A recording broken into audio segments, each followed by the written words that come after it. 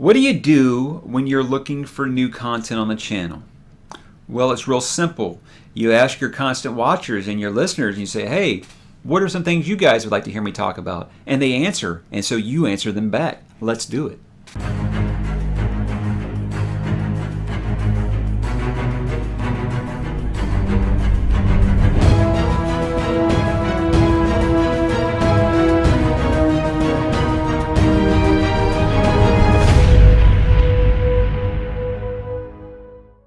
Hey, what's up, bookworms? Mike here today to talk about something new. Something that I've been kind of fighting with this channel is how do I get more content out there that I don't have to worry about the whole spoiler, not spoiler dilemma that a lot of book reviews can get you. And so I did what I like to do on this channel is listen to interaction. You know, I ask people all the time, would you guys like me to see me do this? And believe it or not, some people actually answer me. It's wonderful.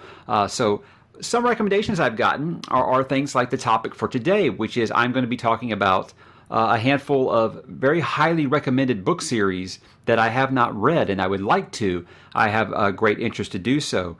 Before I start though, I'll just say that if it's a series that I've already begun, like Wheel of Time or the Mistborn series, obviously those aren't going to be in here. I've already started those series, so I can't say it's something that I'd like to do in the future. This is all series that have been recommended or I've already bought a book of, or just something that really I constantly see recommended and I want to give it a try based off of reputation or just word of mouth. So that's the first thing. The second thing, these are in no particular order. These are just a handful of series that I can think of off the top of my head that I'd really like to try and kind of talk about how I've got an interest in it and why. And I'm hoping that you guys will talk back to me and tell me if you recommend them or not. Hey, I always listen to feedback on this channel. Again, that's what this channel is all about. I'm not here to make a buck or anything like that. I'm here to talk to you guys, and interaction is the way to do it. So please subscribe, leave a comment. Let's get a conversation going. That's why we're here. But let's go ahead and start off with number one, something that's been recommended to me for years because people know I'm a big science fiction fan, and that is, of course, the Dresden Files by Jim Butcher. I think my problem these days, I have too many books that are all like this thick, and that can wear you down after a while. So I think it's okay once in a while to get a series like it appears the Dresden Files is, where it's just good 300-page books, kind of like the Star Wars books I have back there, where you can kind of just hey, it's a I don't want to say a light breezy read, but it doesn't require as much commitment as a 700-800-page fantasy novel does. So I don't even really know the whole concept of Dresden Files. I just know way too many people that I respect their opinions that really, really enjoy the series. Like most long-running series, I heard it has kind of gone a little long in the tooth. Seems like most science fiction series tend to do that. But I've heard way, way more good than bad, especially for the early books. So I do think I'll probably start on those. It's kind of like a buffer in between long series in the future. Next up, and I want to say I've spoke on this before in my, I think it was one of my book haul videos where I was talking about this, and I got the whole series on paperback because the hardcovers were way too expensive. But I've kind of resisted for years because it always seems so daunting, kind of like Wheel of Time, but like heavier, if that makes any sense.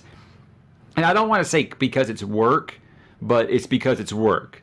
From what I understand, MALAZAN is one of the most difficult reads out there, as in you have to really be locked in. It is not something you can kind of do in your downtime. It isn't something you could pick up and put down, pick up and put down. You have to be committed. That's what I mean by it. Not that it's hard to understand. I mean, it might be hard to understand. From what I have been told, it uses a lot of like Lost, where it throws you into the middle of a situation and you're 4 or 5 books like saying, I don't even know what's going on right now. Hopefully, unlike Lost, it doesn't kind of end with it, with you having all those questions. So I feel like every year I put this on my to-be-read list, and it never quite happens. And I said I'm not going to start until I'm done with Wheel of Time because I can't start two long, heavy series like this at the same time, or I will never finish them. Yes, I like to break up my series reads because I think that helps you avoid burnout. But this is going to require some attention, I think, and I'll definitely put it on the back burner until I'm at least done with the Wheel of Time. Next up, let's see here. I got a little list over here. I noticed one day that I was not reading any female fantasy authors, and I couldn't think of one that I actually had an interest to read. I was interested in that N.K. Jemisin, is that her name? Without getting too into it, after I read her Twitter account, I was not interested in reading anything that she has to read because, let's just say, she didn't say very nice things about a certain group of people, and I don't like that either way. I don't like marginalizing a group of people. Broad generalizations disgust me, really. So I'm not really the boycott type, but I do have the type where, if you say something that I think is just ugly and insulting all the time, I'm not going to give you my money. So I kind of walked away from that. But obviously, you're talking about female fantasy authors. There's a pair of them here that I want to talk about. First up is Robin Hobb. And the FARSEER trilogy is something I've had on my iPad before. Now I have my Kindle. I've had on this for a while that I wanted to read this. It just kind of never, ever actually comes up. I think I also have the Tawny Man. I think it's called the Tawny Man trilogy. Any feedback you guys got on this? I really haven't heard. I've heard that she's an incredible writer and that she has a magnificent prose. But as far as the actual story, I don't think I really know anybody who's read them personally. And I don't get a lot of feedback on Robin Hobb stuff. And of course, the other one is Ursula the Guin with EARTHSEA. I've had EARTHSEA on my reading list since high school. I don't know why I've never gotten to it, really. Again, so these are like the two biggest fantasy female authors that I can think of off the top of my head that I've had on my e-readers to read for a while now. And again, I don't know why it's never happened, but I made a point where I definitely want to try to find a female fantasy author I really like. I think Anna Smith Spark is another one that I've been interested in, but I haven't quite taken that bullet yet. I don't know, any female fantasy authors you guys can recommend to me, that's cool. My big problem with fantasy is that I feel like too many people try to put some kind of an agenda into it. And that's especially a problem right now. You know how things are right now. And so I've just kind of not been able to... I've been going back to older fantasy authors more than I have current fantasy authors. I know someone recommended Mike Cole to me a lot. I think it was actually Peter V. Brett who recommended Mike Cole to me. And no, it's not for me. Not for me. Not into all that. I like my fantasy fiction world to be a fantasy fiction world, not... Hey, this is actually, 2019 America, but here's if they had swords and shields. No, I'm not really into that, really. So, again, I'm open for recommendations on that one. Next up, I think I've talked about him before when I talked about the Expanse novels. And this is Ty Frank and Daniel Abraham do the Expanse novels, and they go under the pseudonym of James S.A. Corey. Well, Daniel Abraham is actually a very well-known fantasy author, and the Dagger and the Coin series is one I've actually... I don't want to say I've heard a lot about it because I really haven't. I've heard people talk about his Long Price Quartet more than they talk about the Dagger and the Coin, but the synopsis for Dagger and the Coin sounded really, really cool to me, and it sounds like Game of Thrones light, which I think a lot of fantasy series are going to get that tag after Game of Thrones blew up.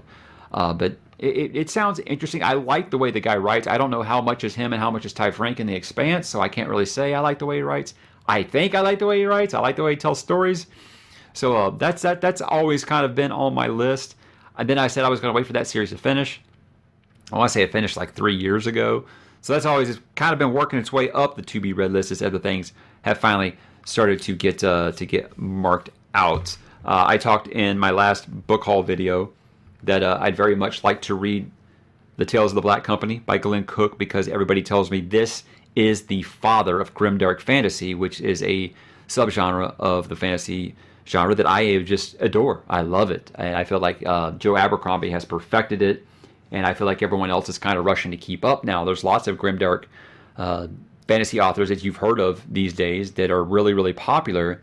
To me, none of them have been able to touch Joe Abercrombie, but that doesn't mean that there can't be other ones, especially when it's ones that came before, and I think were very influential to a lot of the grimdark authors these days. So I talked a little bit more about that on that book haul video, and I'll put that one up there for you if you guys want to hear me talk a little bit more about why I'm interested in reading Black Company. What else I got in here? Hyperion Cantos by Dan Simmons. I said in my Golden Sun review that the reason I never read that is because everyone told me it's the closest thing you're going to find to Dune. And I was like, that's just setting the bar ridiculously, absurdly high, because Dune is my favorite book of all time. And so I never even picked it up. And then I got a comment from a guy that said, dude, that book is nothing like Dune. So who knows? That's my problem. Is everybody always tell me, "Oh, that book's a lot like Dune," or "That book's a lot like Ender's Game," and then I read it, and it's not like either of those. So, yeah, I'm interested just because off of Legacy alone. I mean, it's one of the most popular science fiction series ever, and if it's somewhat like Dune or not, I don't really know. I don't know. That's just what I have been told. I know nothing about this series. Just that it has a very deep lore and a very, very, I don't want to say cyberpunk kind of world. I don't know. Like I said, I feel like this and the Kovacs series have kind of gotten mixed up. That's the Altered Carbon series that they made on Netflix. The books based on, I think it's Richard K. Morgan did those. I don't remember. I didn't read those either. So I need to get back into more science fiction. I've kind of let science fiction kind of go by the wayside and more towards fantasy and horror over the past few years. So I'm definitely always going to be looking for new fantasy series to get into. And if the Hyperion CANTOS is one that I can finally get into, if I can get past thinking it's going to be something like Dune, then I'll probably enjoy it. I mean, who knows? Who knows? Memory, Sorrow, and Thorn by Tad Williams is one that I actually had on my 2020 reading list. And as more and more things get recommended to me, I find myself pushing it further down the list. I know a lot of people, including George R.R. Martin himself, said, that's what, the ideas behind A Song of Ice and Fire came from. A lot of people said it to the point where it was ripped off. Well, Tad Williams replied to me on Twitter and said it's absolutely not a ripoff. George has given him plenty of credit. Still feel like that's putting on a public face, and I'm sure somewhere down deep, kind of how Frank Herbert's like, yeah, I'm not mad at George Lucas for basically ripping off Dune and Star Wars, but the money sure would have been nice. So I'm sure Tad Williams has a little bit of that, and he doesn't want to admit of it. It's one that's, from what I understand, it is a slow burn, but once it takes off, it takes off, and I'm always fine with that in a fantasy series. When you're setting up a new world, I expect that first half of the first book to be kind of slow as it introduces some things, it gets you used to the world, and then pops you with something, So that it might move down my list, but it's still on my list. It's definitely still on my list. I've never read anything by Tad Williams. I just remember, like I said, my brother told me when I first started reading, when I read the first A Game of Thrones book, that's what it was called, A Game of Thrones, and I called my brother, who was always my entrance into this world of fantasy. And he just said, man, that ain't nothing but a copy of Memory, Sorrow, and Thorn. You need to read those. So one of these days, I'll actually listen to my brother and pick these up and check them out. Another one I talked about in my book haul video, but I got to talk about it again, is Conan the Cimmerian, Conan the Barbarian, whatever you want to call him. Robert E. Howard does not get enough credit, in my opinion, for what he has meant to the genre. Like I said, this guy had a connected universe before even Tolkien did it. And I know I said I don't want anything that I've ever started to be on this list.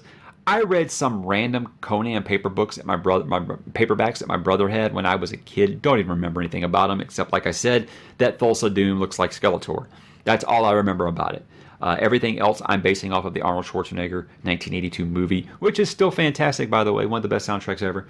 But I definitely want to get into some Conan this year. This is the complete works, and these books are all like 100 pages, 150 pages a piece, so you can read 2 or 3 of these at a time. And I think this will be one kind of like Dresden Files, where I can kind of just, work my way through everything very slowly. Very cool artwork in here. I work my way through and just, read a couple in between the bigger, heavier books, stuff like that. But Robert E. Howard does not get enough respect, and I'm sure that statement for me is only going to be more after I read more of them and actually be like, yeah, I feel like I can say this and feel like he does deserve more respect now because I've actually read them, What else I got? Mark Lawrence is an author, again, in that grimdark category, to the point to where he writes protagonists that are just like, Jesus Christ, man. I'm 2 books into the 3 in the Broken Empire trilogy. That's Prince of Thorns, King of Thorns, Emperor of Thorns. I've read the first 2. I enjoyed it for the most part, even with the protagonist being a complete garbage human being. And it's some reason you find yourself rooting for him. And I swear to God, my phone never goes off until I make a video. Let's put that down there. And Red Queen's War and the Book of the Ancestor are the 2 series he did after that. And now I think he's on to the Impossible Times trilogy. So this guy writes like crazy, and I hear only good things.